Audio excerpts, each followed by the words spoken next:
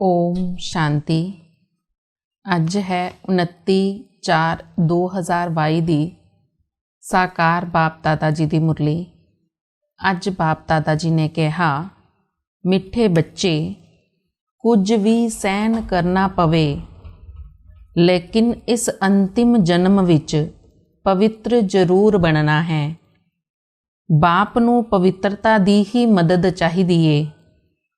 ਪ੍ਰਸ਼ਨ ਹੈਗਾ, अंतिम दृश्य वेखने वास्ते कौन तैयार होणगे? इस नूं समझण दे लई विशाल बुद्धि चाहिदी है। उत्तर हैगा, अंतिम दृश्य सब दे वापस जाण दा होवेगा। कहा भी जाता है, राम गयो रावण गयो। बाकी सृष्टि दी सफाई करन वाले, नवीं दुनिया की तैयारी करन वाले थोड़े ही बचणगे। असी भी जावांगे, फिर जिथे जित उत्थे जन्म होवेगा। भारत दी ही जित होवेगी, बाकी तां सारे खलास हो जाणगे। राजा आदि जेड़े भी धनवान होणगे, वो कोई भी बचेगा नहीं। सब ने अगला जन्म अगे जाके लेना है। फिर असी सृष्टि दे मालिक बनांगे।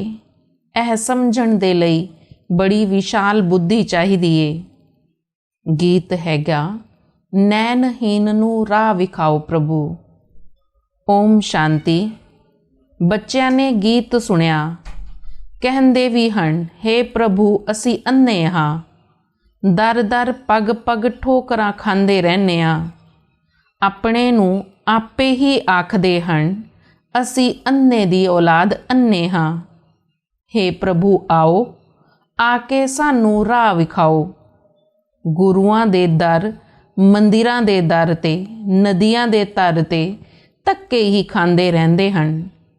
अर्थ तां कुछ भी नहीं जाणदे कि साडा ओह बाप हन। प्रभु नूं ही अनेक नाम दे दिते सन। कहंदे हन, निराकार नाम रूप तो न्यारा सन। हुण नाम रूप तो न्यारी तां कोई भी चीज़ हुंदी नहीं। तुसी आखदे हो परम पिता परमात्मा कद भी नाम रूप तो न्यारा नहीं हो सकता। मनुख यह गल्लां भी नहीं जाणदे, आपे ही गांदे रहंदे हन, असी अन्ने हां।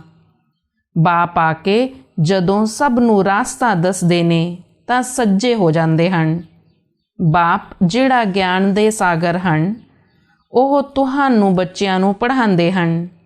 मुक्ति जीवन मुक्ति दा रास्ता दसदे हन। और कोई भी साधु संत सन्यासी मुक्ति जीवन मुक्ति दा रास्ता नहीं दस सकदे, तो उन्हां नू गुरु किवें कहांगे? ड्रामा विच उन्हां दा पार्ट है भारत नू पवित्रता नाल थमाणा। पल पवित्रता रहंदे हन, परंतु ज्ञान योग तो नहीं पवित्र बनते। दवाई खा के इंद्रियां नूं मुर्दा बना देंदे हन। इस विच ताकत नहीं है। ताकत तां मिले जदों क्रस्त व्यवहार विच रहनिया इस्त्री पुरुष दोवें स्वयंबर रच के शादी करके फिर पवित्र रहन। इस नूं ही आख्या जांदा है बाल ब्रह्मचारी युगल। इत्थे भी बाप तो ही बल मिलता है। परम पिता परमात्मा ही आके पवित्र मार्ग स्थापन करते हैं। सतयुग विच देवी देवता पवित्र प्रवृत्ति मार्ग वाले सन। उन्हां नूं पवित्र रहंदियां भी बच्चे सी। मनुख ऐ नहीं जाणदे कि परम पिता परमात्मा किवें बह उन्हां नूं ताकत दिंदे हन। जेड़े घर घरस्त विच रहंदे भी नगन नहीं हुंदे। द्रौपदी ने भी तां पुकारिया सी ना कि सानू ए दुशासना तो नगन होण तो बचाओ। एवें इत्थे भी बच्चियां पुकारदियां हन। हुण परमात्मा आके 21 जन्मां दे लई नगन होण तो बचांदे हन। द्रौपदी भी कोई एक थोड़े ही है। तुसी सब द्रौपदियां हो। तुहानू बच्चियां नू शिक्षा मिलदी हन। पलपति तुहाडे मारे पिटे परंतु तुहानू भी सहन करना पवे, क्योंकि पवित्र होने बगैर तुसी पवित्र दुनिया दे मालक नहीं बन सकदे। कल्प कल्प तुसी मातावां ही शिव शक्तियां कहलांदियां हो। जगदंबा सरस्वती नू शेर उत्ते सवारी विखांदे हन। यह भी महिमा तुहाडी ही है। यह हन ही पतित दुनिया अथवा आसुरी दुनिया। पावन दुनिया मानना ही ईश्वरीय दुनिया। ता राम आके राम राज स्थापन करते हैं। पवित्रता है फस्ट। कम विकार किन्ना बलवान हन।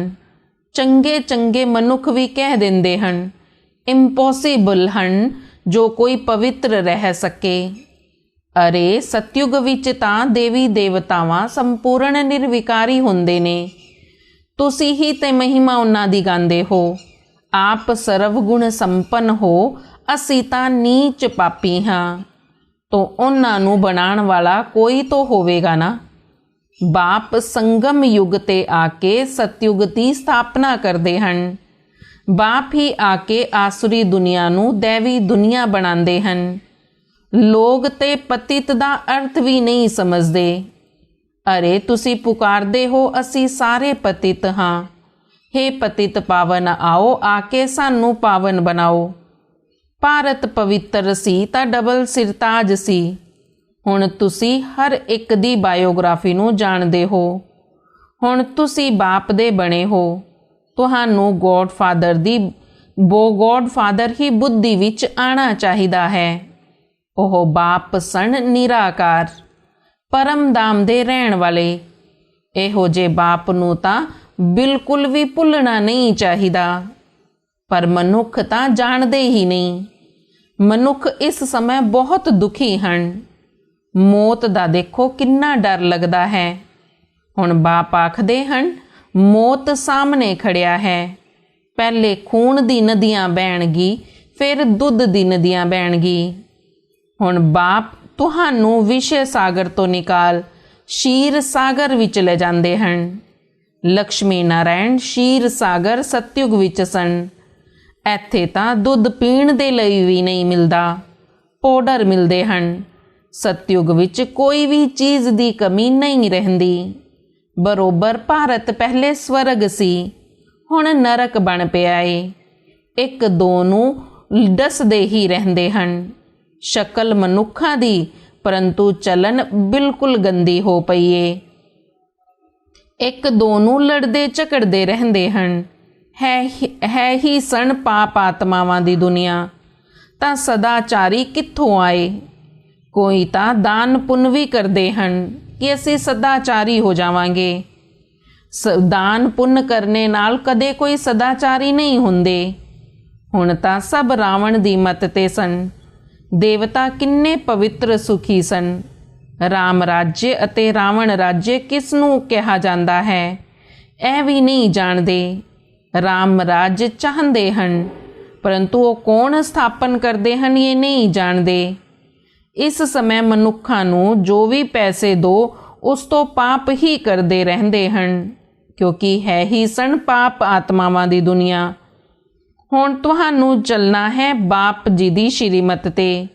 ਤੁਸੀਂ ਸਮਝਦੇ ਹੋ ਅਸੀਂ ਤਾਂ ਬਾਪ ਤੋਂ ਵਰਸਾ ਲਵਾਂਗੇ ਹੀ, ਲੇਕਿਨ ਇਹ ਅੰਤਿਮ ਜਨਮ ਪਵਿੱਤਰ ਬਣਨਾ ਪਵੇ। 63 ਜਨਮ ਤੁਸੀਂ ਵਿਕਾਰਾਂ ਵਿੱਚ ਗਏ ਸਨ। ਹੁਣ ਇੱਕ ਜਨਮ ਪਵਿੱਤਰਤਾ ਦੀ ਮਦਦ ਕਰੋ ਤਾਂ ਪਵਿੱਤਰ ਉਸ ਦੇ ਲਈ ਰਹਿਣਾ ਪਵੇਗਾ। ਕ੍ਰਿਸ਼ਨ ਗੋਰਾ ਸੀ, ਫਿਰ ਕੰਮ ਚਿਤਾ ਤੇ ਬੈਠਣ ਨਾਲ ਸ਼ਾਮ ਬਣ ਗਿਆ। ਫਿਰ ਗਿਆਨ ਚਿਤਾ ਤੇ ਬੈਠਣ ਨਾਲ ਗੋਰਾ ਸਵਰਗ ਦਾ ਮਾਲਿਕ ਬਣ ਜਾਂਦਾ ਹੈ। ਤੁਸੀਂ ਹੀ ਦੇਵਤਾ ਸੀ, ਹੁਣ ਅਸੁਰ ਬਣ ਪਏ ਹੋ। ਇਹ ਚੱਕਰ ਹਨ ਪੂਜ ਅਤੇ ਪੁਜਾਰੀ ਦਾ। ਸੰਨਿਆਸੀ ਤਾਂ ਆਖ ਦਿੰਦੇ ਹਨ ਆਤਮਾ ਸੋ ਪਰਮਾਤਮਾ। ਰਾਤ ਦਿਨ ਦਾ ਫਰਕ ਹੋ ਜਾਂਦਾ ਹੈ। ਡਰਾਮਾ ਅਨੁਸਾਰ ਸਭ ਨੂੰ ਗਿਰਨਾ ਵੀ ਪਵੇ। ਹੁਣ ਤੁਹਾਨੂੰ ਗੁਰੂਆਂ ਦਾ ਗੁਰੂ, ਪਤੀਆਂ ਦਾ ਪਤੀ, ਬੇਹੱਦ ਦਾ ਬਾਪ ਮਿਲਿਆ ਹੈ, ਤਾਂ ਉਹਨਾਂ ਦੀ ਸ਼੍ਰੀਮਤ ਤੇ ਚੱਲਣਾ ਪਵੇ। ਪਰਮ ਪਿਤਾ ਪਰਮਾਤਮਾ ਨੂੰ ਮੰਨਦੇ ਹਨ, ਸ਼ਿਵ ਜਯੰਤੀ ਵੀ ਮਨਾਉਂਦੇ ਹਨ, ਪਰੰਤੂ ਸਮਝਦੇ ਨਹੀਂ ਕਿ ਸ਼ਿਵ ਬਾਬਾ ਆ ਕੇ ਕੀ ਕਰਦੇ ਹਨ। ਹੁਣ ਤੁਹਾਨੂੰ ਬੇਹੱਦ ਦੇ ਬਾਪ ਤੋਂ ਬੇਹੱਦ ਦਾ ਵਰਸਾ ਮਿਲਦਾ ਹੈ। ਤੁਸੀਂ ਜਾਣਦੇ ਹੋ ਅਸੀਂ ਹੁਣ ਦੁਨੀਆ ਬਦਲ ਰਹੇ ਹਾਂ।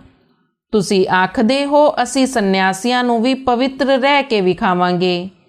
ਅੱਗੇ ਚੱਲ ਉਹ ਲੋਕ ਵੀ ਮੰਨਣਗੇ ਕਿ ਇਹਨਾਂ ਨੂੰ ਸਿੱਖਿਆ ਦੇਣ ਵਾਲਾ ਪਰਮ ਪਿਤਾ ਪਰਮਾਤਮਾ ਸਨ। ਤੁਸੀਂ ਸਿਰਫ ਇਹ ਸਿੱਧ ਕਰ ਦੱਸੋ ਕਿ ਬਾਪ ਸਰਵਵਿਆਪੀ ਨਹੀਂ ਸਨ। ਗੀਤਾ ਸ਼੍ਰੀ ਕ੍ਰਿਸ਼ਨ ਨੇ ਨਹੀਂ ਗਾਈ ਹਨ ਤਾਂ ਉਹਨਾਂ ਦੀ ਇੱਕਦਮ ਆਬਰੂ ਹੀ ਚੱਟ ਹੋ ਜਾਵੇਗੀ। ਇਹ ਸਭ ਪਿਛਾੜੀ ਵਿੱਚ ਹੋਵੇਗਾ। ਤੁਸੀਂ ਬੱਚੇ ਹੁਣ ਸਮਝਦੇ ਹੋ ਪਰਮਪਿਤਾ ਪਰਮਾਤਮਾ ਸਾਡਾ ਬਾਪ ਹੈ। ਉਹ ਸਾਨੂੰ ਵਾਪਸ ਲੈ ਜਾਣ ਦੇ ਲਈ ਆਏ ਸਨ। ਪ੍ਰਜਾਪਿਤਾ ਬ੍ਰਹਮਾ ਇਹ ਵੀ ਬਾਪ ਹੋਇਆ ਕਿਉਂਕਿ ਇਸ ਬਾਪ ਦੁਆਰਾ ਹੀ ਆ ਕੇ ਸਾਨੂੰ ਐਡੋਪਟ ਕਰਦੇ ਹਨ।